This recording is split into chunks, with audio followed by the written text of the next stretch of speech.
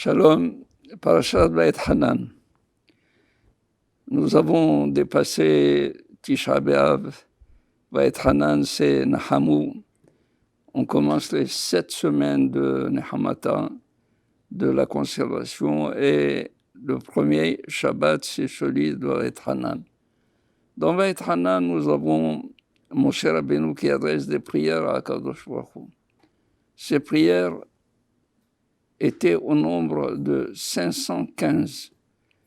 La valeur numérique de Va'et Hanan, la valeur numérique de Tefila, la valeur numérique de Shira. Ça veut dire que Moshe Rabbeinu a prié 515 fois à Kadosh Baruch Hu. Dans quel but? Dans le but de rentrer en Eretz Israël. Je vous invite tout simplement à cette réflexion. Est-il possible de faire 515 fois la même prière à Kadosh Baruch Hu? C'est impossible. Nous-mêmes, on fatiguerait une autre personne si on lui adressait la même prière 2 fois, 3 fois. Ça y est, je l'ai entendu. Ça veut dire que Moshe Rabbeinu, quand il s'est adressé à Kadosh Baruch Hu, chaque prière, il donnait un argument différent de l'autre. Ça veut dire qu'il y a 515 arguments de la prière qui supportent la prière de Moshe Rabbeinu.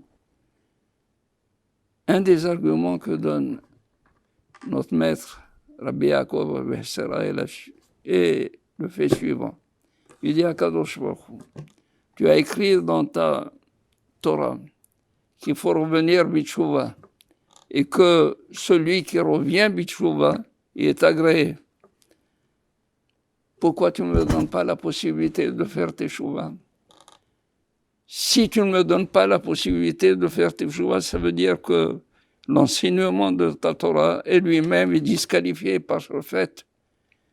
Alors donne-moi cette possibilité. Ou, comme ils disent les Hachamim, le Midrash dit à Moshe Rabbeinu dit à Akadosh Baruch Hu, un Eved Ivri, un serviteur, un esclave hébreu, qui au bout de 6 ans, où il doit sortir, à la fin des 6 ans, il dit Ahavti et Adoni, j'aime mon maître, Ken, et Ishti, ma femme, la femme qu'il lui a donné le maître, c'est une esclave, une servante, et Banaï, mes enfants. Lo etse hofshi, je ne veux pas du tout sortir libre. Qu'est-ce qu'il dit le Midrash? Il dit à Akadosh Baruch Hu, Avti et Adoni. J'aime Akadosh Baruch Hu, j'aime le servir. Et Ishti, c'est la Torah que tu m'as donnée. Et maintenant, il est mitzvot. Lo etse hofshi, je ne veux pas du tout être libre, parce que celui qui est mort est celui qui est libre complètement de toutes les mitzvot. Et alors, pourquoi Kadosh Baruch Hu n'a pas entendu?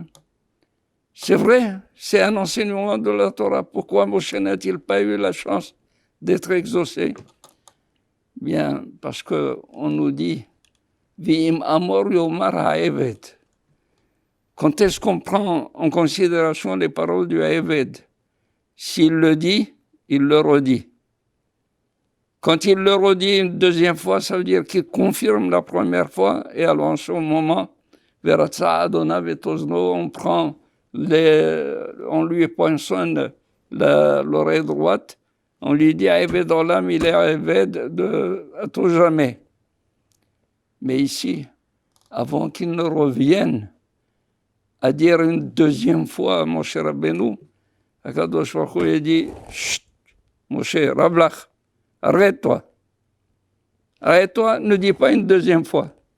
S'il avait dit une deuxième fois, il aurait été exaucé. C'est pour cela que les Hachamim ont dit 515 prières, oui, mais s'il avait fait une 516e prière, il aurait été entendu. Zéou. Kavé el Hashem et Kavé el Hashem.